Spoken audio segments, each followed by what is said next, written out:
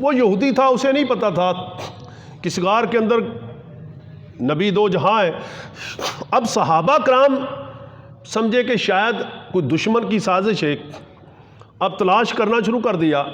تلاش کرتے کرتے اس مقام پہ پہنچے، اس یہودی کے پاس پہنچے، بھی ہمارا نبی کریم آقا صلی اللہ علیہ وسلم۔ اسے کہتا ہے کہ مجھے تو نہیں پتا آپ کے نبی کون ہے۔ اس غار کے اندر ایک شخص ہے، اتنی درد کے ساتھ رو رہا ہے، اور اس کی سوز بھری آواز سن کے میری بکریاں کھاتی پیتی نہیں ہیں اور آنکھوں سے پانی گرتا ہے۔ جب صحابہ گئے، سیدنا صدیق اکبر، مختلف صحابہ کرام حاضر ہوئے، یا رسول اللہ، آپ کو جب دیکھا تو آپ نے اپنا سر انور پیشانی مبارک زمین پہ رکھی اور زاروں قطار رو رہے ہیں کہ یا اللہ میری امت کو بخش دے، یا اللہ میری امت کو بخش دے۔ اس لیے دعائیں کی تھی کہ آج وہ امت کی بیٹی اس شرم و حیا کو ایسے ایزی لے لے، آسانی کے ساتھ پھینک دے۔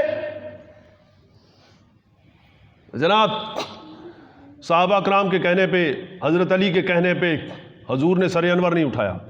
صحابہ نے مشاورت کی کہ حضرت سیدہ کائنات کی بارگاہ میں جاتے ہیں، ان سے کہتے ہیں آپ کی لخت جگر ہے، آپ عرض کریں گی تو آپ سر انور اٹھا لیں گے۔ حضرت سیدہ کائنات کو جا کے صحابہ نے فرمایا کہ جناب یہ بیٹا مسئلہ ہے، حضور زار و قطار رو رہے ہیں اور سر انور سجدے سے نہیں اٹھا رہے۔ اب سیدہ کائنات گئی، پردہ کر دیا۔ سیدہ کائنات نے جا کے عرض کیا کہ ابا جان، یا رسول اللہ، اپنا سر انور اٹھائیں، چلیں گھر چلتے ہیں، جو بھی معاملات تھے۔ تو اب حضور نے سر انور نہیں اٹھایا۔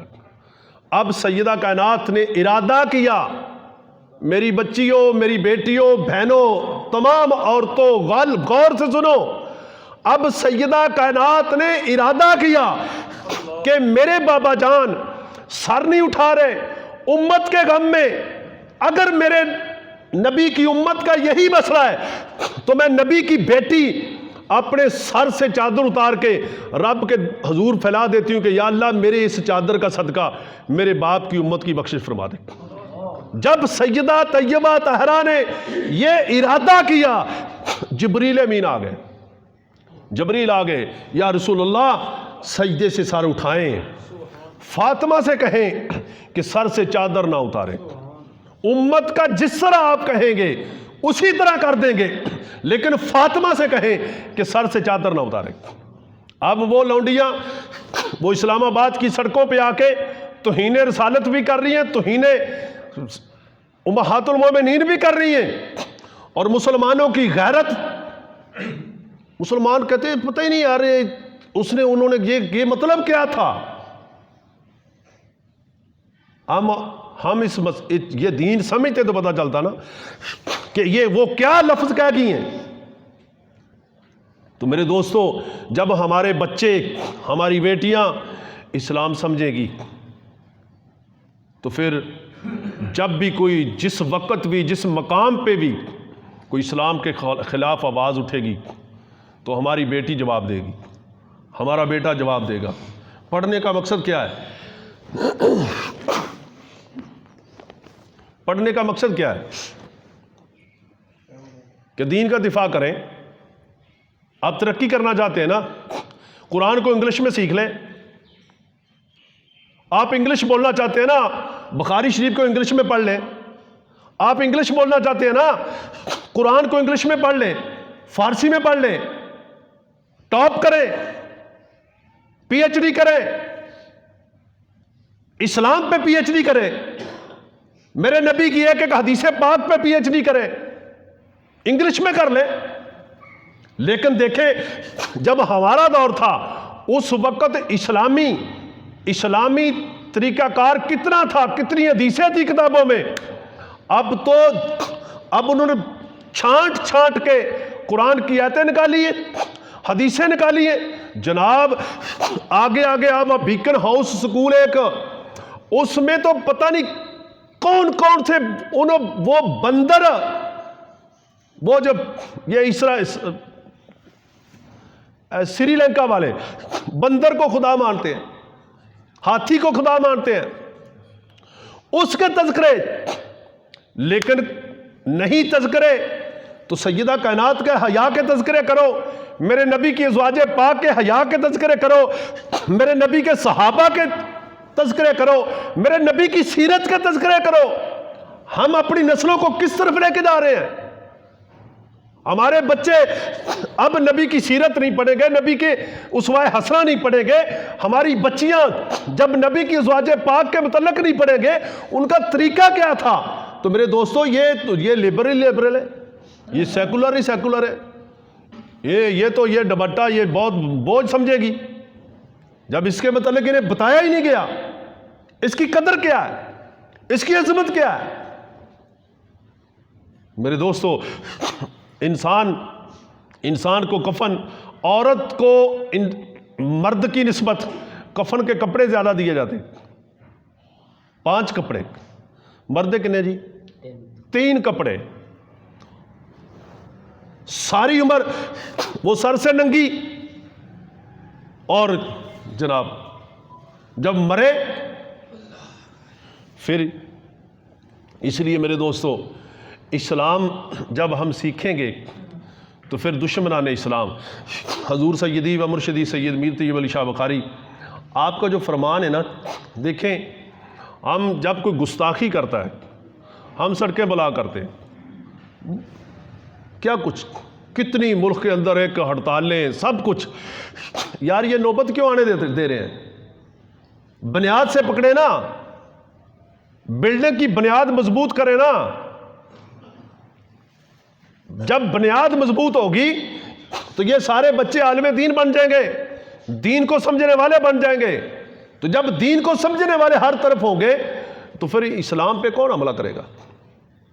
اس لیے بچوں کو قرآن اور حدیث کی تعلیم سے بچوں کو عزت دو، اپنے بچوں کو۔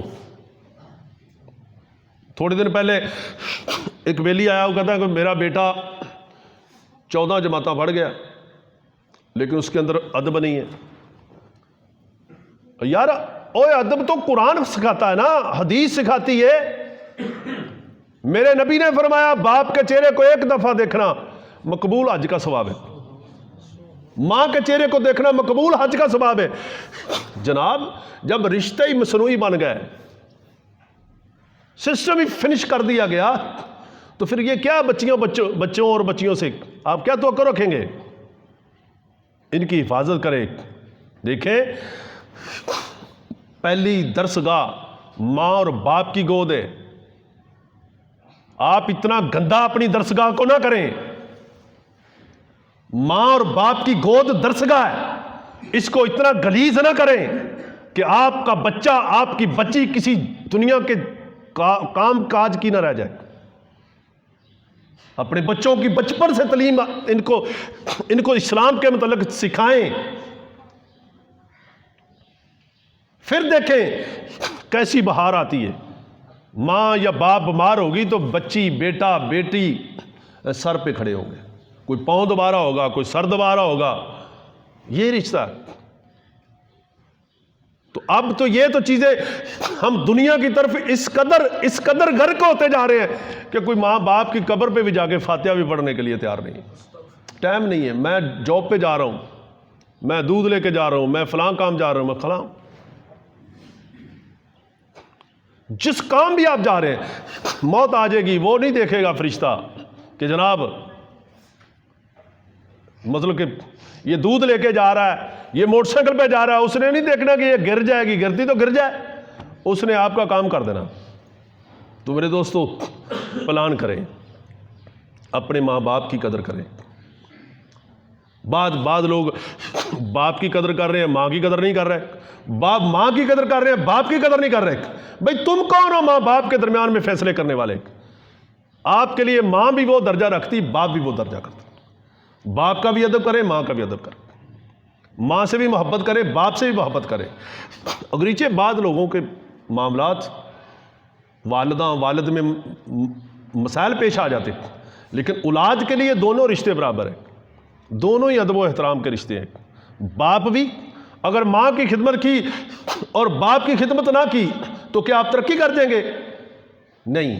اس لیے دونوں آپ کے لیے اہمیت کے حامل ہیں. دونوں کی عزت کریں, اور اپنے سے چھوٹے, رسول اللہ صلی اللہ علیہ وسلم نے فرمایا کہ بڑا بھائی باپ کی مانند ہے, اس کا ادب کریں. اور جب باپ کی مانند ہے آپ, تو باپ چھوٹوں پہ شفقت کرتا ہے, وہ شریکہ نہیں بناتا, شفقت کرتا ہے. رسول اللہ صلی اللہ علیہ وسلم کا ارشاد پاک ہے کہ مسلمان کو مسلمان پہ حملہ کرنا جائز نہیں ہے. حملہ کرنا جائز نہیں. حملہ تو حملہ, حضور فرماتے ہیں کہ ایک مسلمان کو دوسرے مسلمان کی طرف ہتھیار سیدھا کرنا بھی حرام ہے. تلوار ہے نا, تلوار, وہ آپ کسی کی طرف سیدھی کریں ایسے, میں تینوں مار دیا گا, یہ حرام ہے. تو آج تو ہم ہر چیز ہی جناب اسی سسٹم کے ساتھ جا رہی. سود کو عام کر دیا گیا. حضور نے کیا فرمایا؟ حضور فرماتے تھے جب فتح مکہ مدینہ طیبہ میں مہاجرین اور انصار اکٹھے کیے, حضور نے کیا فرمایا؟ یہ تھا اسلام, ایک آپس میں ہم آہنگی, ایک محبت, ایک درد, کہ کسی کے پاس کھانے کے لیے کچھ نہیں ہے تو دوسرا درد رکھتا تھا, کسی کے پاس پینے کے لیے تو دوسرا درد رکھتا تھا. یہ اسلام ہے. سود کو کیوں حرام قرار دیا؟ کہ سود رشتوں کی قدر ختم کر دیتا ہے. بڑے چھوٹے, بہن بھائی سب ختم. ہمارا نظریہ صرف پیسہ بن گیا کہ میں نے پیسہ حاصل کرنا ہے. اب جب میرا بھی نظریہ پیسہ حاصل کرنا, آپ کا نظریہ پیسہ حاصل کرنا, تو پھر رشتہ داری کہاں رہ جائے گی؟ پھر ادب کہاں رہ جائے گا؟ پھر نفرت ہی ہے نا, مقابلہ بازی. اس لیے میرے دوستو اسلام کو سیکھیں. اسلام جب ہم سب سیکھیں گے, اپنے بچوں کو سکھائیں گے. یہ ضروری کریں یار, ضروری کریں, یہ ضروری کریں, اتنا ضروری کریں کہ سب چیزوں سے بڑھ کے اس کو ضروری کریں. میں یہ چاہتا ہوں آپ کے ہر گھر میں بیٹی قرآن کی عالمہ ہو, بیٹا ہو. اگر آپ چاہتے ہیں کہ آپ چارپائی پہ جب بستر مرگ پہ پڑے ہو تو آپ کے دائیں بائیں قدموں میں, سر پہ ہر طرف اولاد کھڑی ہو کہ ہمارے والد کو, ہماری والدہ کو کچھ ہونا جائے, تو پھر آپ اپنے بچیوں اور بچوں کو قرآن کی تعلیم سے آراستہ کریں. اگر آپ کی ضرورت ہے, میں نہیں کہتا کہ آپ سکول بچوں کو نہ بھیجیں, سکول بھیجیں, لیکن سکول کے ساتھ آپ کیا قرآن اپنے بچے سیکھ رہے ہیں؟ قرآن صرف ابھی 2 سال ہو گئے کہ بچے ابھی پہلے سپارے کو ہیں. اپنے بچوں کو خود خیال کریں. بچہ گھر میں آئے, آپ خود احتساب کریں اس کا کہ ہمارا بچہ کیا پڑھ رہا ہے. اپنے بچوں کی سکول کی کتابیں چیک کریں, کہیں میرے بچے کے سکول کی کتابوں میں نبی پاک علیہ الصلوۃ والسلام کی گستاخی تو نہیں آ رہی. یہ پچھلے سال 9ویں کلاس کی جو اسلامیات کی بک تھی, اس میں ناموس رسالت پہ حملہ تھا. اس طرح ہر طرح سے ٹیکنیکل طریقے. بھائی مجھے تو انگلش نہیں پڑھنی آتی, آپ کو بھی نہیں آتی, آپ کو بھی نہیں آتی, کسی کو نہیں پڑھنی آتی. اب پتہ نہیں ہر پورا سلیبس ہی, پورا نصاب ہی انگلش میں کیے جا رہے ہیں. اس کی وجہ کیا ہے؟ ہماری قومی زبان کون سی؟ اردو. ہماری عدالتوں میں فیصلے اردو میں لکھے جا رہے ہیں. انگلش, پنجابی بندہ, جٹ بندہ جتنا مرضی زور لگا لے, اسے بیچارے کو پڑھ رہے نہیں, پتہ ہی نہیں کیا لکھا ہے. تو میرے دوستو, اس لیے یہ اس کا مقابلہ سسٹم کو رپلائز کرتا ہے. نظام کا بدل, بابا جی فرماتے ہیں نظام کا بدل نظام ہے. اگر دشمنان اسلام آپ کو انہوں نے نظام ایسا دے دیا ہے تو آپ اس سے بہتر نظام دیں قرآن کی تعلیم کا. آپ کا ایک بیٹا قرآن پڑھے, دوسرا بیٹا سکول جائے اور سکول والے سے قرآن والا خوبصورت نظر آئے. رسول اللہ صلی اللہ علیہ وسلم نے فرمایا طالب علم طالب فن نہیں. حضور بابا جی سید میر تیغ شاہ فرماتے ہیں میں انگریزی کو فنون مانتا ہوں، فنون، فن سمجھو نا. اور اصل علوم قرآن و سنت ہے، اور قرآن و سنت اور فنون. جب آپ فنون کی طرف توجہ زیادہ دیں گے تو قرآن سے دور چلے جائیں. رسول اللہ صلی اللہ علیہ وسلم نے فرمایا کہ جس دل میں قرآن نہیں وہ دل اس طرح جیسے اجڑی بستی ہے. میرے دوستو، یہ میری آپ سب سے گزارش ہے کہ آپ سب اس پہ توجہ دیں.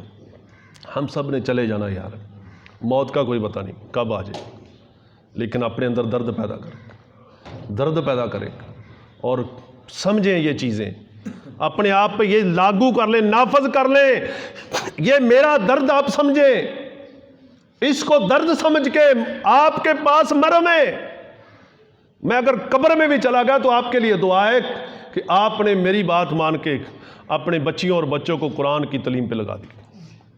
اللہ تعالی ہم سب کو عمل کرنے کی توفیق عطا فرمائے.